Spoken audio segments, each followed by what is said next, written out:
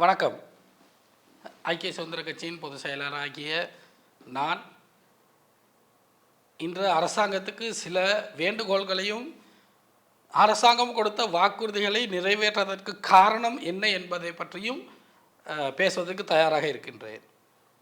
முதலாவது நாங்கள் பேசப்போகின்றோம் என்னவென்றால், மலையகத்திலே கடந்த ஆட்சி காலங்களிலே எங்களுடைய மலையக மக்களுக்காக புனரமைக்கப்பட்ட அல்லது புதிதாக கட்டி கொடுக்கப்பட்ட வீடுகளிலே இருக்கின்ற குறைகள், இந்த குறைகளை ஏன் இதுவரையிலும் சம்பந்தப்பட்டவர்களுக்கு எதிராக அரசாங்கம் எந்த நடவடிக்கையும் எடுக்கவில்லை? அது மட்டுமல்ல, மலையகத்திலே இந்த வீடுகள் கட்டி கொடுப்பதற்காக ஒதுக்கிய நிதிகளில் நடந்த மோசடிகள் தொடர்பாக தற்போதைய அரசாங்கத்திடம் ஃபைல்கள் இருக்கின்றது என்று சொல்லிக் கொண்டிருக்கின்றார்கள். ஆனாலும் இதுவரையிலும் எந்த விதமான முன்னேற்றங்களையும் காட்டவில்லை. மலையக மக்களுக்கு நடந்திருக்கின்ற அநீதிகள் தொடர்பாக உண்மையிலே இது நாங்கள் பார்க்கின்ற பொழுது தெளிவாக விளங்கிக் கொள்ளக்கூடியதாக இருக்கின்றது. கடந்த ஆட்சி காலத்திலே கடந்த ஆட்சியிலே இருந்த அமைச்சர்கள் மற்றும் மலையகத்தை பிரதிநிதித்துவப்படுத்துகின்ற கட்சி தலைவர்களுக்கும் இந்த அரசுக்கும் ஏதோ டீல் இருக்கின்றது என்பதை போன்று ஒரு மாயை இருக்கின்றது. ஏன் மலையக மக்களை தொடர்ந்தும் வருகின்ற ஒவ்வொரு அரசும் ஏமாற்றி கொண்டிருக்கின்றது? கடந்த அரசாங்கத்திலே பல வீட்டு திட்டங்கள் வந்தது, மஹிந்த ராஜபக்சவின் அரசாங்கத்திலும் வீட்டு திட்டங்கள் வந்தது, ரணிலுடைய அரசாங்கத்திலும் வீட்டு திட்டங்கள் வந்தது. ஆனாலும் சரியான முறையில் இதுவரையிலும் ஒரு வீடுகளாவது புனரமைத்து பட்டு கொடுக்கப்படவில்லை, புதிதாக வீடுகள் கட்டி கொடுக்கவில்லை. நாங்கள் நினைக்கின்றோம் 5 அல்லது 6 வருடங்களுக்கு முன்பதாகவும் எரிந்த நிலையிலே மலையகத்தில் இருக்கிற வீடுகள் இன்னும் அதற்கான புனரமைப்பு வேலை திட்டங்கள் நடக்கவில்லை. ஏன் வருகின்ற ஒவ்வொரு அரசாங்கமும் எங்களுடைய மக்களை ஏமாற்றி கொண்டிருக்கின்றீர்கள்? தற்போதைய ஜனாதிபதி அவர்கள் பாராளுமன்றத்திலே சொன்னார், மலையக மக்களுக்கு நடந்திருக்கின்ற இந்த அநீதிகளை நாங்கள் தட்டி கேட்போம், மலையக மக்களுடைய வீட்டு திட்டங்களுக்கு நடந்திருக்கின்ற ஊழல்களிலே சம்பந்தப்பட்டவர்களுக்கு எதிராக நாங்கள் சட்ட நடவடிக்கை எடுப்போம் என்று சொன்னீர்கள். ஆனால் இதுவரையிலும் எந்த சட்ட நடவடிக்கையும் எடுக்கப்படவில்லை. இந்த மக்கள் காலாகாலத்துக்கும் இப்படியே தான் இருக்க வேண்டுமா? எங்களுடைய மலையக சமூகம் எப்பொழுது நல்ல ஒரு நிலைக்கு வரும் என்பது ஒரு கேள்வியாகவே இருக்கின்றது. கடந்த பாராளுமன்ற தேர்தலின் போதும் கூட மலையகத்திலே பல வாக்குறுதிகள் கொடுக்கப்பட்டது. வீடு கட்டி கொடுக்கின்ற வாக்குறுதிகள், பாடசாலை மாணவர்களுக்கான போக்குவரத்து சேவையை செய்து கொடுக்கின்ற வாக்குறுதிகள் உட்பட வீதி புனரமைப்பு போன்ற பல தேர்தல் பிரச்சாரங்களின் போது வாக்குறுதிகள் கொடுக்கப்பட்டது. ஆனால் இதுவரையிலும் எங்களுடைய மலையக மக்களுடைய தேவைகளை பூர்த்தி செய்ய ஒருவரும் வரவில்லை. சரியான முறையில் பூர்த்திகள் செய்வதற்கு யாரும் இல்லை என்பதுதான் எங்களுக்கு ஒரு மிகப்பெரிய கேள்வியாக இருக்கின்றது. தற்பொழுதைய பிரதி அமைச்சர் கூறிக்கொண்டிருக்கின்றார்கள், பல பிரதி அமைச்சர்களும் கூறிக்கொண்டிருக்கின்றார்கள், மலையக மக்களுடைய பிரச்சனைகளை தீர்த்து வைப்போம் என்று. அதிலும் தோட்ட உட்கட்டமைப்பு தொடர்பான பிரதி அமைச்சர் கூறிக்கொண்டிருக்கிறார், மலையக மக்களுக்கு நடந்த அநீதிகளை தட்டி கேட்போம் என்று சொல்லிக் கொண்டிருக்கின்றார்கள். இவர்கள் வாயிலே சொல்லிக் கொண்டிருக்கின்றார்கள், ஆனால் எந்த தீர்வும் வரவில்லை. ஃபைல்கள் உங்களிடத்திலே இருக்கின்றது, நிச்சயமாக எங்களுக்கும் தெரியும். ஏனென்றால் அந்த அளவுக்கு வீட்டு வேலை திட்டத்திலே வீடு கட்டி கொடுப்பதிலே பாரிய ஊழல்கள் நடந்திருக்கின்றது. அதை புதிதாக யாரும் சொல்லவும் தேவையில்லை, அதை புதிதாக யாரும் விவாதிக்க வேண்டிய அவசியமும் இல்லை. ஆனாலும் ஏன் நடவடிக்கைகளை எடுக்க தாமதிக்கின்றீர்கள்? அரசிடத்திலே நான் ஒரு வேண்டுகோளை வைக்கின்றேன் அல்லது ஒரு சவாலை விடுக்கின்றேன். வருகின்ற உள்ளூராட்சி தேர்தலுக்கு முன்பாக மலையக மக்களுக்கு நடந்த அநீதிகளை தட்டி கேட்க உங்களால் முடியுமா என்ற ஒரு கேள்வியையும் என்ற ஒரு சவாலை நான் விடுக்கின்றேன். மலையகத்திலே தற்பொழுது நுவரெலியா மாவட்டத்தில் 5 பாராளுமன்ற உறுப்பினர்கள் இருக்கின்றார்கள். தேசிய மக்கள் சக்தியில் உங்களுக்கு புதிதாக ஒன்றும் சொல்ல வேண்டிய அவசியமில்லை. 2020ஆம் ஆண்டு 2019ஆம் ஆண்டு தொடக்கம் நாங்கள் எங்களுடைய குறைகளை, எங்களுடைய மலையக மக்களின் பிரச்சனைகளை உங்களோடு கலந்து கதைத்திருக்கின்றோம். அனைத்து ஆவணங்களும் கொடுத்தும் இருக்கின்றோம். இல்லை என்று சொல்வதற்கு எதுவும் இல்லை. இந்த மலையக மக்களுடைய வாழ்வாதார பிரச்சனையும் மலையக மக்கள் நிம்மதியாக வாழுகின்றதுக்கான சூழலை உருவாக்கி கொடுக்க உங்களால் முடியுமா, முடியாதா? இதுதான் எங்களுடைய கேள்வியாக இருக்கின்றது. காரணம், எங்களுடைய முழு ஆதரவை நாங்கள் இந்த அரசாங்கத்துக்கு கடந்த காலங்களிலே கொடுத்திருக்கின்றோம். அதனால் இந்த அரசாங்கத்தின் பங்காளர்கள் என்ற வகையில் கேட்கின்ற உரிமை எங்களுக்கு இருக்கின்றது. சுட்டிக்காட்டக்கூடிய உரிமையும் எங்களுக்கு இருக்கின்றது.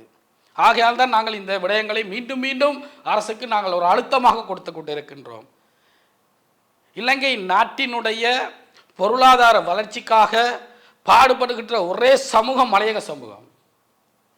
இந்த மலையக மக்களுடைய வாழ்வுக்கும் வாழ்வாதார பிரச்சனைக்கும் தீர்வு கிடைக்கப் போவது இருக்கின்றதா இல்லையா, தீர்வு கிடைக்குமா இல்லையா என்பதுதான் எங்களுடைய கேள்வியாக இருக்கின்றது. விசேஷ விதமாக இந்த அரசாங்கத்திடம் நாங்கள் வைக்கின்ற ஒரே கோரிக்கை, மலையக மக்களுக்கு நடக்கின்ற இந்த அநீதிகளுக்கான தீர்வு கிடைக்கப்பட வேண்டும். இதுதான் எங்களுடைய கோரிக்கையாக இருக்கின்றது. இந்த வீட்டு திட்டத்தில் நடந்த ஊழல்கள் இன்னும் வெளிக்கொணரப்படவில்லை. வீட்டு திட்டத்திலே நடந்த இந்த ஊழல்களை எப்பொழுது நீங்கள் வெளிக்கொணர்வீர்கள்? முடியுமானால் வருகின்ற தேர்தலுக்கு முன்பதாக எங்களுடைய மலையக மக்களை சூறையாடிய, எங்களுடைய மலையக மக்களுடைய வீட்டு திட்டத்திலே சூறையாடிய, கொள்ளையடித்த கொள்ளையர்களுக்கு எதிராக என்ன நடவடிக்கை எடுக்கப் போகிறீர்கள்? இதுதான் எங்களுடைய கேள்வியாக இருக்கின்றது. மலையகத்தை பொறுத்தவரையில் ஒவ்வொரு குடிமகன்களும் இந்த நாட்டினுடைய பொருளாதாரத்துக்காக பாடுபட்டவர்கள், ஒருவரும் பாடுபடாதவர்கள் என்று சொல்வதற்கு இல்லை. கடந்த அரசாங்கங்கள், கடந்த காலங்களில் இருந்த அமைச்சர்கள், பாராளுமன்ற உறுப்பினர்கள் எதுவும் செய்யவில்லை என்பதற்காகத்தான் இந்த தடவை முழு மலையகமும் தேசிய மக்கள் சக்திக்கு வாக்களித்திருக்கின்றது. புதிதான பாராளுமன்ற உறுப்பினர்களையும் புதிதாக ஒரு அரசாங்கத்தை உருவாக்கி இருக்கின்றது. இவர்களுடைய எதிர்பார்ப்பு, எங்களுடைய மலையக மக்களுடைய எதிர்பார்ப்பு தனி வீட்டு திட்டம்.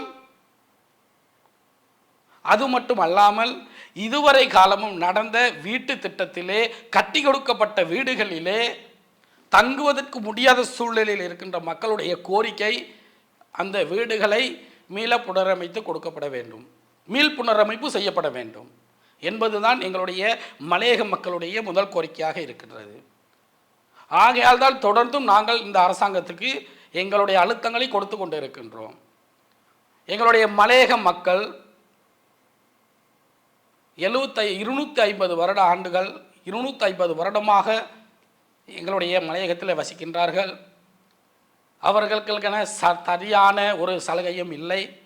சலுகை என்று சொல்லுவது தேர்தலுக்காக கொடுக்கப்படுகிற அற்ப சலுகைகள் அல்ல. சலுகை என்பது அடிப்படை வசதிகள். சரியான முறையில் அடிப்படை வசதிகள் இல்லை.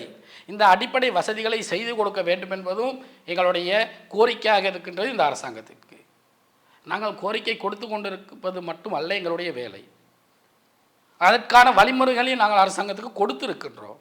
2020ஆம் ஆண்டு பாராளுமன்ற தேர்தலின் பொழுது மிக தெளிவாக நாங்கள் எங்களுடைய மலையக மக்களுடைய வாழ்வாதாரத்தை எப்படி அபிவிருத்தி செய்வது, அவர்களுடைய வீட்டு திட்டம் எந்த வகையில் அமைய வேண்டும், எப்படியான எங்களுடைய சமூகத்தினுடைய வளர்ச்சிக்கான வேலை திட்டங்கள் எவ்வாறு இருக்க வேண்டும் என்பதை நாங்கள் அரசுக்கு சொல்லியிருக்கின்றோம்.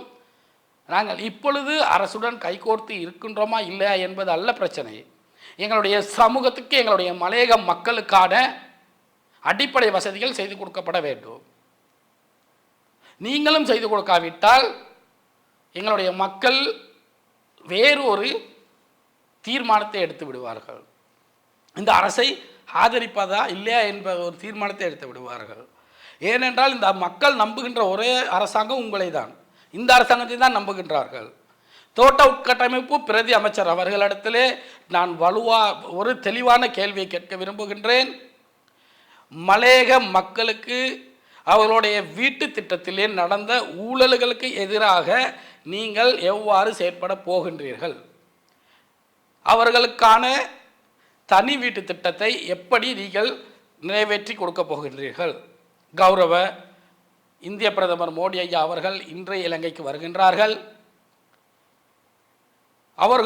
அவர்களுடன் மலையக மக்களுடைய பிரச்சனைகள் தொடர்பாக எவ்வாறு நீங்கள் கலந்துரையாட போகின்றீர்கள்? புதிதான வீட்டு திட்டங்களை எவ்வாறு நீங்கள் அமுல்படுத்த போகின்றீர்கள்?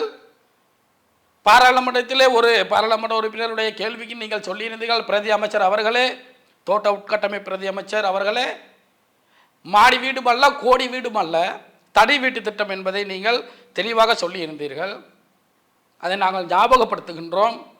தனி வீட்டு திட்டம் 20 பர்ச்சேஸ் காணிகளை கொண்ட வீட்டு திட்டமாக அமைய வேண்டும்.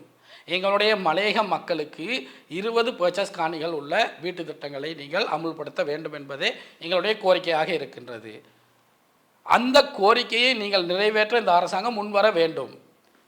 மலையக மக்கள் மலையகத்திலே இருந்து நுவரெலியா மாவட்டத்திலே இருந்து 5 பாராளுமன்ற வேட்பாளர்கள், பாராளுமன்ற மந்திரியார்களை அனுப்பியிருக்கின்றார்கள், 5 பாராளுமன்ற உறுப்பினர்களை அனுப்பியிருக்கின்றார்கள். நீங்களும் பூச்சாண்டி காட்டுவதற்கு, எங்களுடைய மலையக மக்களை ஏமாற்றுவதற்கு அல்ல, எங்களுடைய மலையக மக்களுக்கு சரியான சேவையை செய்து கொடுக்க வேண்டும் என்பதற்காகத்தான். ஆகையால் இந்த அரசாங்கம் உடனடியாக மலையகத்திலே மலையக மக்களுக்கு நடந்த அநீதிகளை தட்டி கேட்டு அவர்களுக்கான சரியான நிரந்தர தீர்வினை பெற்றுக் கொடுக்க முன்வர வேண்டும்.